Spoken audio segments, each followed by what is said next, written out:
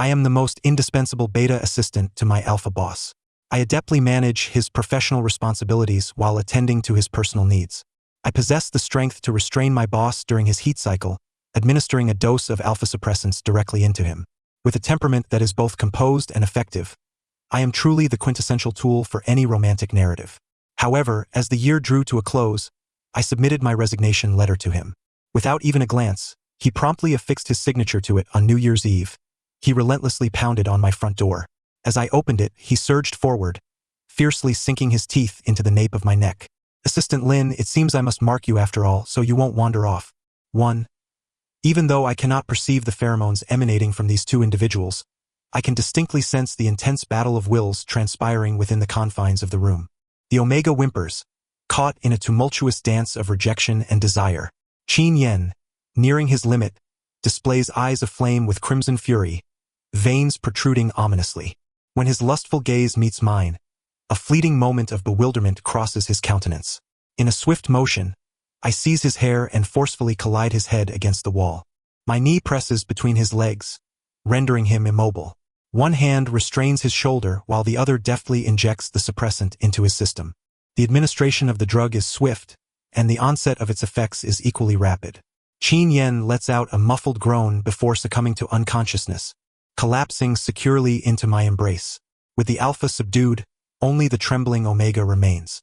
As I approach him, uttering a polite "pardon the intrusion," he finds himself utterly defenseless against my advances, and I effortlessly administer the suppressant into his body. A car, summoned at my behest, arrives to escort Qin Yen away, while I remain vigilantly at the bedside of the Omega until he awakens. You have not suffered any violation while in a state of unconsciousness. Here is the video evidence. I present a phone along with a printed contract. Furthermore, I urge you to examine the contents thoroughly, as I hope we can reach a mutual understanding. I transfer a sum of money to the Omega, charging it to Qin Yen's account. 2. This is not the first time I have had to clean up such a mess for him. Over the 5 years I have served as Qin Yen's assistant, I have lost count of how many individuals I have coerced or enticed into signing confidentiality agreements. He is young, handsome, and affluent, with a pheromone scent reputed to be a rare and alluring cool fragrance. There exists an innate magnetism within him that captivates even the most discerning Omega. Even some audacious betas have attempted to ascend to his bed. Qin Yen is akin to a coveted delicacy, desired by many. Our first encounter was marked by him being dragged into a frenzy by an Omega in the street. At that moment, I was the only one bold enough to intervene against a rampaging top-tier alpha. Borrowing a suppressant from a nearby alpha, I charged forth, launching a surprise attack from behind to subdue him. As his mouth opened, initially aimed at the Omega's gland, he inadvertently bit down on my arm. In pain, I knocked him unconscious with a punch and subsequently administered the suppressant. The junior I rescued displayed no gratitude. The Omega slapped me, flustered and indignant. "Why are you meddling?" Following this incident, Qin Yen, impressed by my boldness, recruited me with a generous salary into his company as an assistant. Although I was initially inexperienced in clerical work, I possessed considerable strength and resourcefulness, qualities that pleased Qin Yen immensely. Time has passed, and I have now been by his side for 5 years, adeptly fulfilling various assistant roles while also serving as his personal bodyguard and devoted caretaker. In both work and life, I have taken meticulous care of him, ensuring that no mistakes occur. I find myself pondering the implications of my departure. How would he manage without me? Yet, a burgeoning desire to resign gnaws at my heart. 3. Qin Yen's parents are increasingly anxious about their son's marital prospects. They have arranged several blind dates for him even before the new year. Qin Yen has even requested that I handle the matter for him. He went so far as to have the pheromones of those Omega candidates synthesized into perfumes for my evaluation, insisting that I choose my favorite for him to pursue. I find his approach rather absurd. While I do not find the pleasant scents disagreeable, the mere thought of their origins fills me with revulsion. Nevertheless, I maintain my composure, completing my task and ultimately selecting a fragrance reminiscent of coolness. Qin Yen inquires, "Do you like this scent?" I respond, "It is quite a clean aroma." A smile tugs at the corners of his lips. I like it too. When it comes time for these dates, he arranges for me to sit at a separate table nearby, incorporating me into the evening as an element of the performance. Initially, I resist the notion of participating in such an awkward arrangement, both out of consideration for the feelings of the date and to avoid complicating matters with Qin Yan's parents. Yet Qin Yan insists, with me backing you up, what do you have to fear? Each time he coerces me into such unconventional situations, he utters this phrase, and I invariably relent. 4. A striking female Omega, exuding an air of defiance, takes her seat, her gaze locking with Qin Yan's in a silent confrontation reminiscent of two alphas. She states bluntly, I do not subscribe to traditional alpha ideals. My preferences are not widely accepted. In intimate matters, I must take the lead. Can you accept that? Qin Yan, with a bruise on his forehead, responds resolutely, I cannot accept that. Well, that simplifies matters, the Omega replies with a light laugh. I shall skip this meal. I need to return to my wife. As she departs, she gives Qin Yan a reassuring pat on the shoulder, adding, AB relationships require courage, just like mine. Good luck to you both. While I project an air of indifference, my mind is in turmoil. The audacity of them assuming Qin Yan and I are a couple is astounding. Regardless of our wishes, certain rumors have already taken root. Qin Yan is lauded as a walking alpha pheromone, his sexual allure rivaling that of a succubus, and yet he remains single, with a romantic history as pristine as untouched parchment. It defies belief. As the individual closest to Qin Yan, I bear the brunt of these assumptions. Whispers suggest that I am not merely his assistant but rather a beta boyfriend secretly entangled with him. Due to the traditional values held by the Qin family, which only accept mainstream AO relationships, we have kept our connection under wraps. The rumors, a mixture of truth and fiction, do bear some reality, as Qin Yan's parents indeed struggle to accept a beta. When Qin Yan once again finds himself on a blind date with a sought-after Omega already in a committed relationship, I begin to suspect that perhaps my sense of smell is failing me in detecting married women. At last, his parents can no longer contain their discomfort. Uncle and aunt are not old-fashioned, but we truly cannot accept unconventional orientations. I recognize their predicament and kindly articulate their unspoken desires. I understand, and I will soon no longer be by President Qin's side. I intend to resign in a few days. Only then do they reveal a hint of genuine warmth in their smiles. When Qin Yan returns from the restroom, he naturally sits beside me, placing a piece of fish in my bowl and remarking, it doesn't taste as good as what you make. 5. As the flu wreaks havoc at year-end, I find myself unfortunate enough to fall ill. Today is a particularly significant day, and even with a high fever and a mask on, I must report to the office. Qin Yan, unusually focused today, remains absorbed in his work, utterly oblivious to my condition. I place my resignation letter before him. Without a glance, he signs his name at the bottom. With a nasal voice, I inquire, aren't you going to check what you just signed? No need, Qin Yan replies. I trust every contract that passes through your hands. His unwavering confidence leaves me speechless, yet it also stirs a bittersweet ache within me. Clutching the resignation letter tightly, I find myself grappling with thoughts I shouldn't entertain. Should I reconsider and remain by his side? The salary is generous, but the boss is a source of constant concern. In a fleeting moment, unwelcome memories flash through my mind. The sound of fabric tearing, the pain of bite marks, and the bitter, saline tears mingled with bodily fluids. And those eyes, manipulated by desire, banished any lingering thoughts of staying. Linju, are you going home for the new year this year? If not, would you like to come to my house to celebrate? Last year, neither I nor Qin Yan returned home. I served as his personal caretaker for over a week, preparing meals punctually and coaxing him to take his medication during his sensitive period.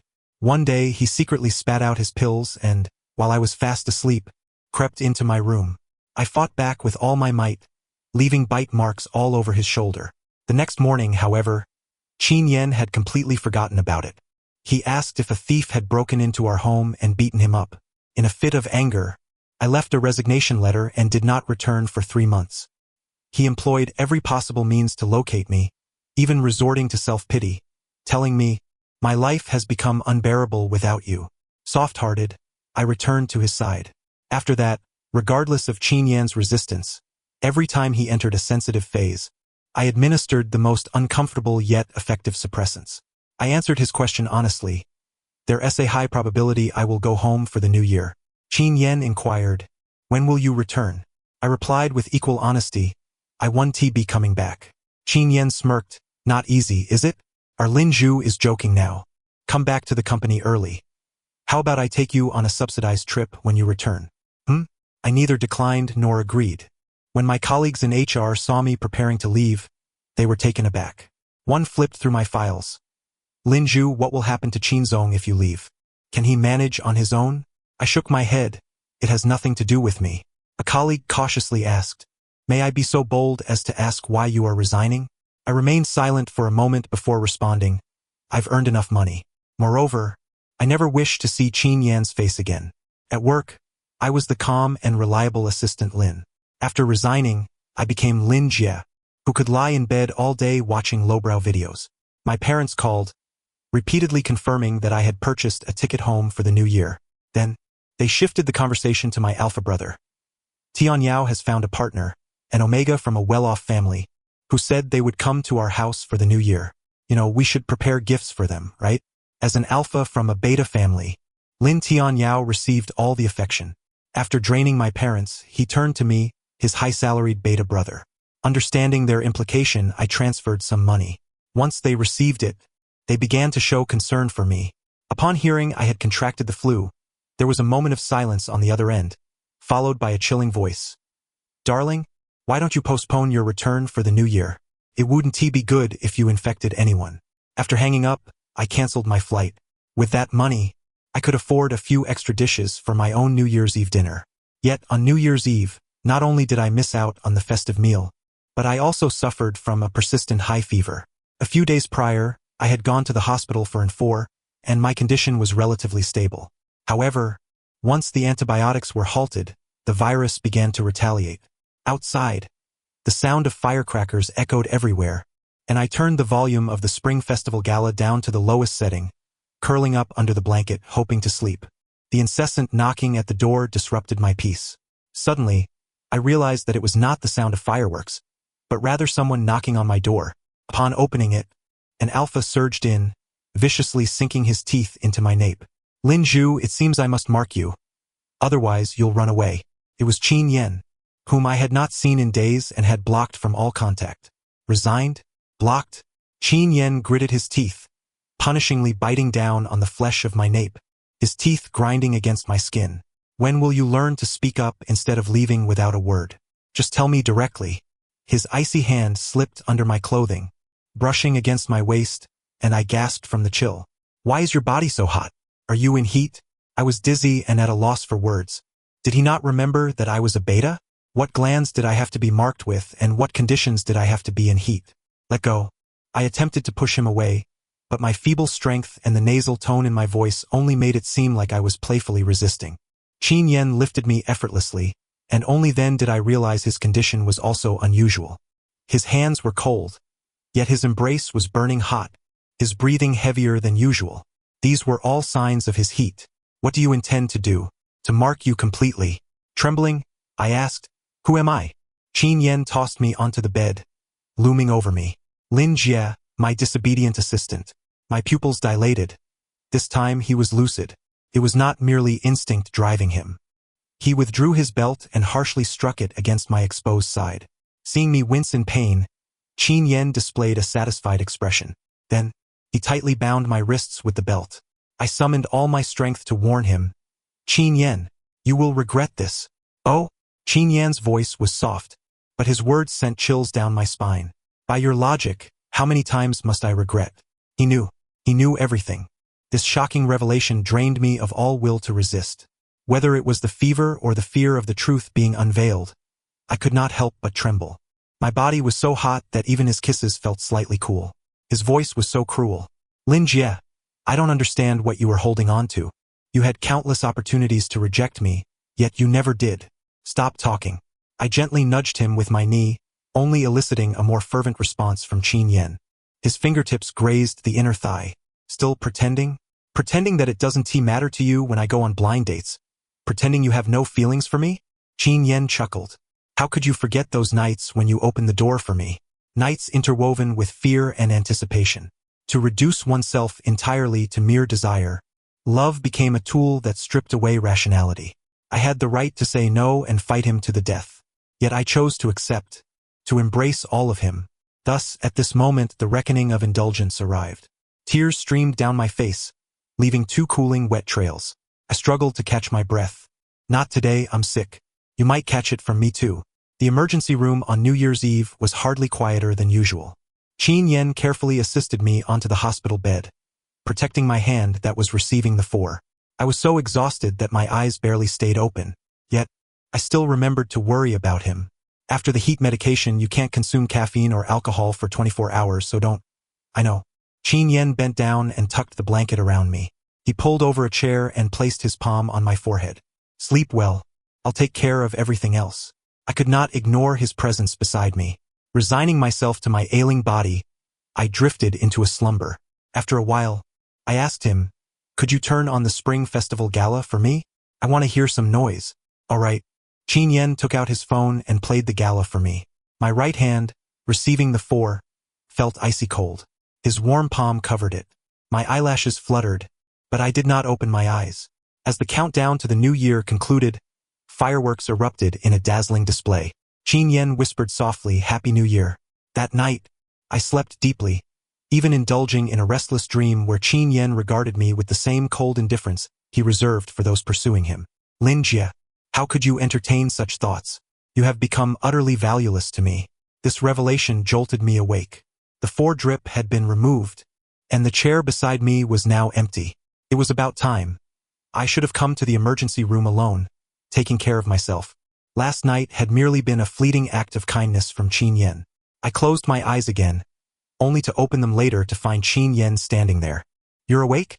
He had entered quietly, almost soundlessly. The electronic thermometer beeped, and Qin Yen breathed a sigh of relief.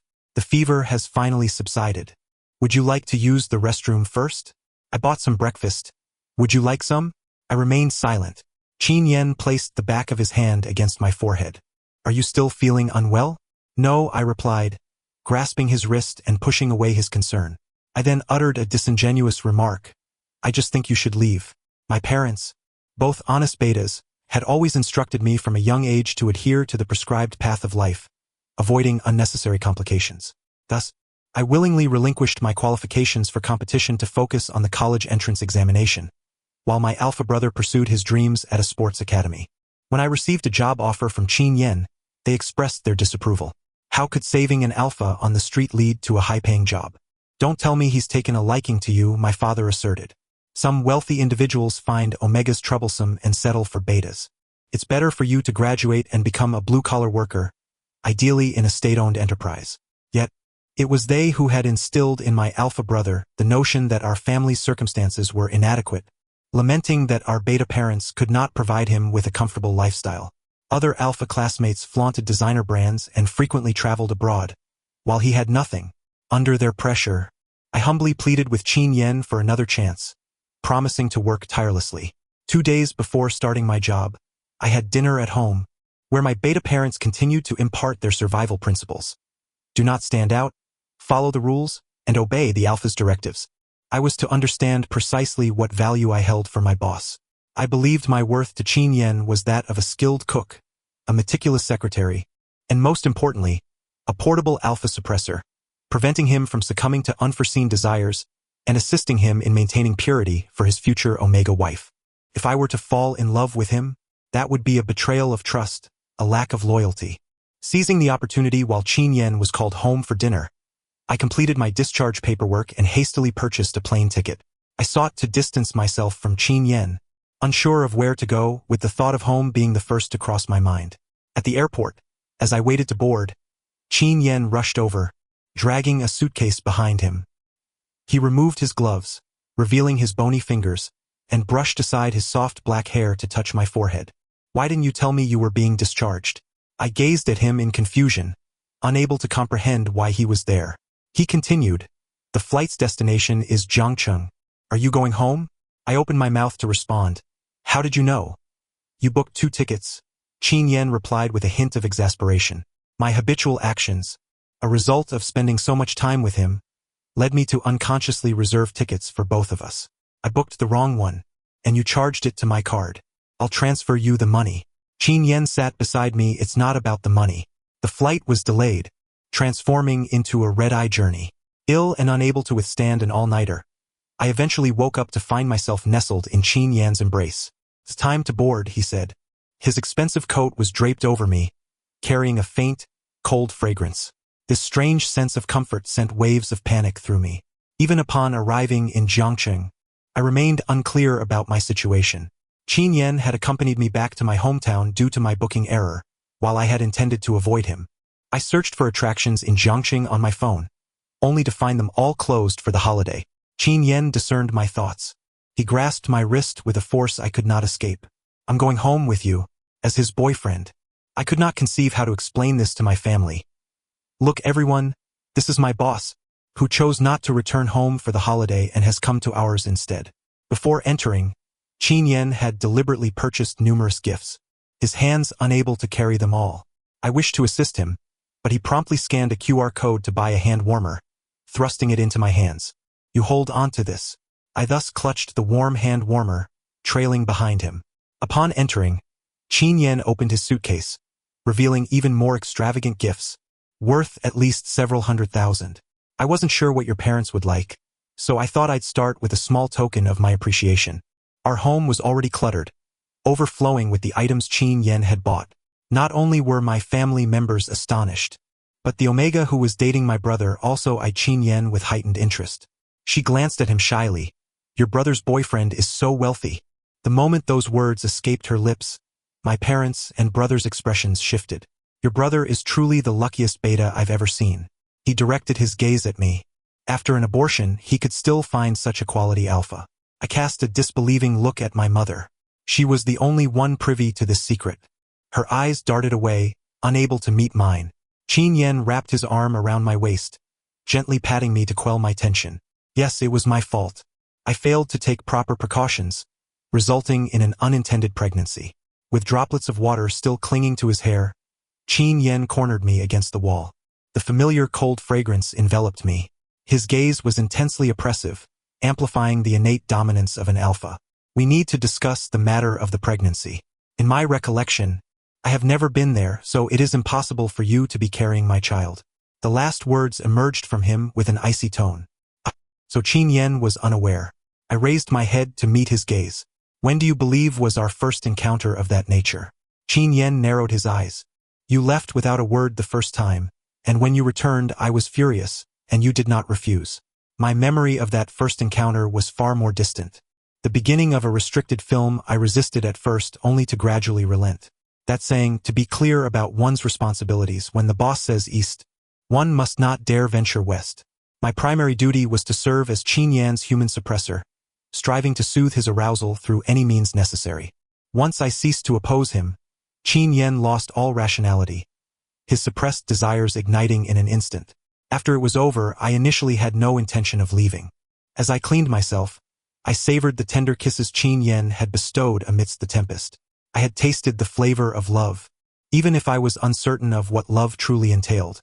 The porridge bubbled in its milky white porcelain pot, and bacon sizzled in its own fat.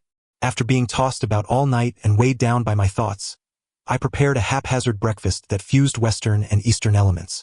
Qin Yan, now dressed, rose from the bed. In the gaze filled with both anticipation and trepidation, Qin Yan made the first, and undoubtedly the most inappropriate, jest of my life.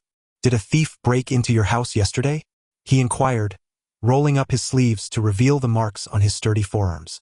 "It feels as though someone has given me a beating." My heart plummeted to the depths, along with the truth I was about to voice.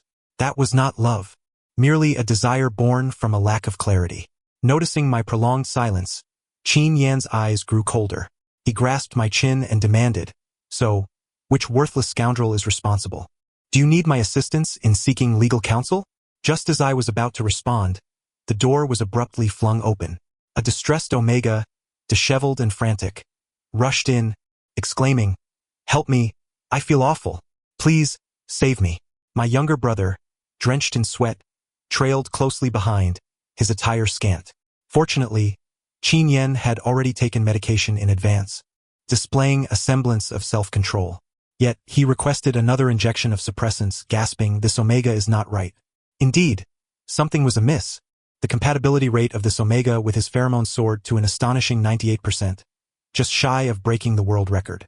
This indicated that fate had guided Qin Yan to my home, leading him to encounter his destined Omega partner. Qin Yan's parents were, of course, overjoyed.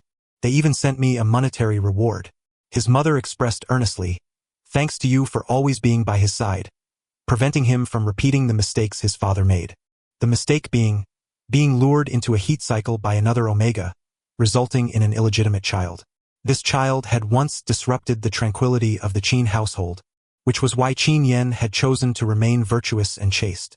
He was determined not to repeat his father's blunders. Indeed, he had not erred, for I had terminated the pregnancy, clearing the path for him in advance. I could hardly muster a smile. The Omega was elated, finally able to ascend and transform into a phoenix, rather than leading a life tied to an alpha from a beta family. My brother was infuriated, spiraling into a frenzy, threatening to take his own life in despair. He loathed us, loathed this family. What if I were a wealthy alpha? How could you possibly not be with me? My parents, in turn, directed their ire at me. You are more trouble than you're worth. You've led our family to ruin. I calmly wiped my nose. Outwardly, I appeared to be an unaffected outsider in this chaos. Have you had enough of this commotion?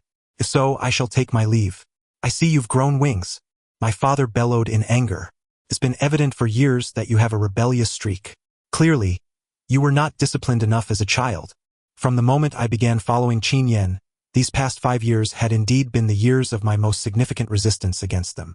Perhaps it was because I had heard Qin Yan say things like, "I will always be behind you," far too often. But now, as he was being ushered back to discuss marriage, it was likely that in our next lives, we would have no connection whatsoever. With my support gone, I could only rely on myself. Indeed, I nodded, but it matters not. You can no longer overpower me, old man. Moreover, the so-called wisdom he imparted regarding beta life was nothing but drivel, only serving to make my existence more arduous. The only moments of sweetness I experienced came from my acts of defiance. My relationship with the Lin family had deteriorated to a point of complete estrangement. I had relinquished the previous residence, intending to take the money given by Qin Yan and escape to another city for a period of carefree living. I heard that the Omega had been forcibly placed into Qin Yan's company as an executive assistant, causing quite a stir. Former colleagues lamented to me, "Oh Lin, if only you were still here." I averted my gaze, offering a perfunctory smile in response. "Chocolate-flavored, right?" A lovely Omega woman presented me with a piece of cake. "What do you think of the presentation?" I scrutinized it and offered an affirmative critique. "Quite nice, the decoration skills have certainly improved." Her cheeks flushed slightly. The Omega was my neighbor, a novice baker, and the first person to bring warmth to me in this unfamiliar city. I could sense her affection for me, yet I understood that nothing would come of it. Even if the Omega accepted my honesty and was willing to confront the truth that I had once carried an embryo, I had no desire to hold her back. "Would you like to smell my pheromones?" The Omega offered me a sample of perfume. Though I did not fully comprehend, I acquiesced to her wish and inhaled. The sweet fragrance was almost overwhelming. I did not dislike it. It perfectly matched her identity as a baker. "This is quite expensive. A custom blend. I've saved for a long time to buy it. What do you think? Smells good, right?" Her eyes sparkled with anticipation. I nodded. "Your pheromone scent is quite intriguing." The Omega beamed and gifted me the perfume sample. Upon leaving her shop, I carried a bag of bread, enough to spare me from the cost of meals for the next few days. I was not surprised to find Qin Yan waiting at my doorstep. I merely regarded him with indifference, not even bothering to spare him a glance. Qin Yan sniffed the air. "What is that scent? Omega?" Only then did I give him a second glance. Judging gender by scent was a marvel to betas. Qin Yan skillfully blocked the door, inquiring, "Aren't you going to invite me in for a chat? I've been waiting for you for quite some time." I did not hinder his entry, but neither did I welcome him. Qin Yan's gaze fixated on the pheromone perfume on my coffee table, evidently recognizing its significance. "Are you not going to explain?" I offered no explanation. "When did your taste change, and you began to favor Omegas?" His tone bore an accusatory edge. I continued to ignore him. "Linye, I beg you." My hand faltered as I was about to operate the coffee machine. This marked the second time I had heard Qin Yan utter such words. Qin Yan positioned himself behind me, enveloping me in his arms, burying his head in the crook of my neck. "Please talk to me. Do not remain silent. You know it was not my fault. I had no choice." His voice trembled. "I will not marry him. I only want you. Whether it involves removing my glands or taking medication to dull my sensitivity to pheromones, I will do anything. Will you return to my side? I chuckled softly and asked him, why do you want me back? Is it because without me, no one will handle your affairs? No, Injan firmly denied, tightening his embrace. It is because I have grown accustomed to your presence. I cannot bear the thought of losing you, because I love you. He finally uttered the words I had longed to hear, though it felt too late. Qin Yen, am I particularly despicable? I disengaged from his embrace and turned to face him. Qin Yen looked puzzled. Why would you say that? Every time I paused, whenever you soften and speak kindly to me, I find myself disregarding everything and returning to your side, continuing to serve you like a dog. Qin Yen needed merely a single phrase to erase the memories that had shattered my heart, allowing me to return under the guise of responsibility and obligation. Then, I would continue to dream of a deepening affection with him. He cautiously queried, so, is it the same this time? Noticing my silence, he leaned in to kiss me. I turned my face away. Do not kiss me. Then, I bit down hard on the spot where his neck glands were located, applying enough pressure as if he were my sworn enemy. Qin Yen cradled me in his arms, lowering his head to facilitate my access to his gland. I love you, he uttered, an odd juxtaposition of joy amidst his suffering. The metallic tang of blood exploded on my tongue, mingling with a faint, cold fragrance that wafted into my nostrils. Qin Yan's kisses were restrained, as if he feared displeasing me in any way. When his palm rested upon my lower abdomen, a flicker of pain crossed his features, and I understood. Qin Yen was acutely aware of everything. He casually discarded the sample bottle of perfume. Incensed, I retrieved it from the trash, exclaiming, this is someone's heartfelt gesture. He stubbornly insisted, that doesn't matter. It pains me to see it. I'll compensate her whatever it costs. Qin Yen, I warned him.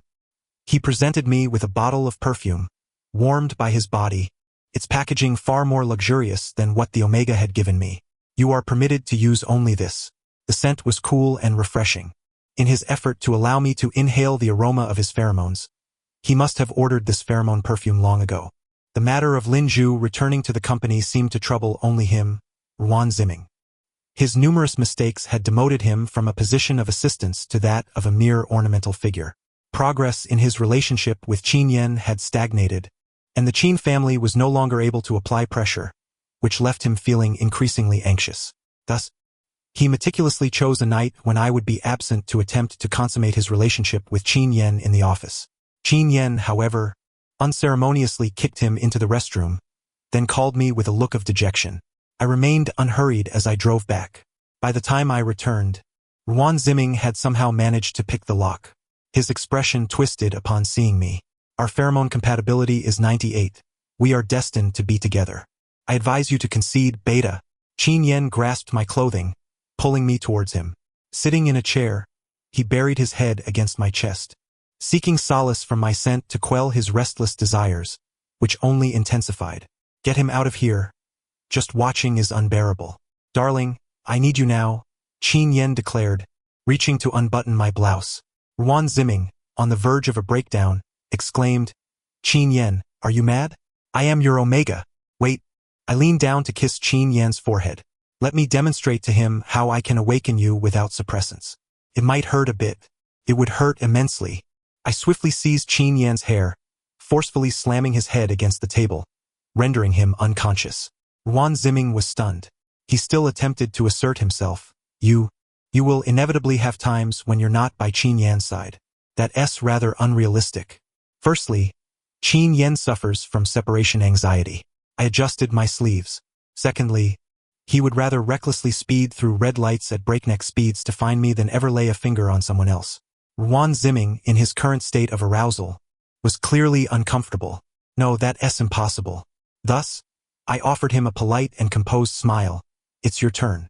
On the day of the wedding, the Lin family reached out, attempting to play the family card. I promptly blocked them.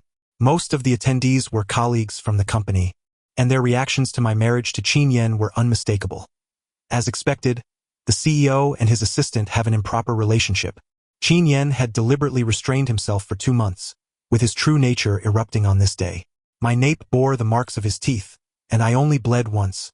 During a moment he could not control himself, yearning to inject his pheromones into my very being. As I inhaled the reassuring scent of Qin Yan's pheromones, I closed my eyes utterly drained. In the morning, I was awakened by Qin Yan's kisses. "Good morning, my dear. Do you require my early morning services?" I found I had no right to refuse. The end. Thank you for listening. I look forward to our next story together.